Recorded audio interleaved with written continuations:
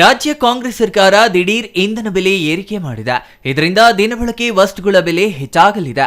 ಜೊತೆಗೆ ಸರ್ಕಾರ stamp duty, ಅಬಕಾರಿ ಶುಲ್ಕ, ಮನೆ, ನಿವೇಶನ ಕಂದಾಯ, ನೀರಿನ ತೆರಿಗೆ ಸೇರಿದಂತೆ ಸಗಟು ಸಾಗಣೆ ದರಗಳನ್ನು ಹೆಚ್ಚಿಸಿದೆ.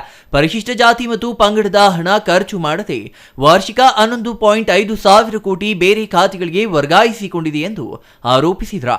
ಪಾವಗಡ ಶನೈಶ್ಚರ ಸ್ವಾಮಿ ವೃತ್ತದಿಂದ ಜೆಡಿಎಸ್ ಮತ್ತು ಬಿಜೆಪಿ ಕಾರ್ಯಕರ್ತರು ಜಂಟಿಯಾಗಿ ಪ್ರತಿಭಟನೆ ನಡೆಸಿ ತಹಸೀಲ್ದಾರ್ ಕಚೇರಿ ಮುಂದೆ ಕೆಲ ಕಾಲ ರಸ್ತೆ ತಡೆ ನಡೆಸಿದ್ರು. ತಹಸೀಲ್ದಾರ್ ವರದರಾಜು ಅವರಿಗೆ ಮನವಿ ಸಲ್ಲಿಸಲಾಯಿತು. ಏರಿಕೆ ಮಾಡಿರುವ ತೈಲ ಬೆಲೆಯನ್ನ ವಾಪಸ್ ಪಡೆಯುವಂತೆ ಕೋರಲಾಗಿದೆ.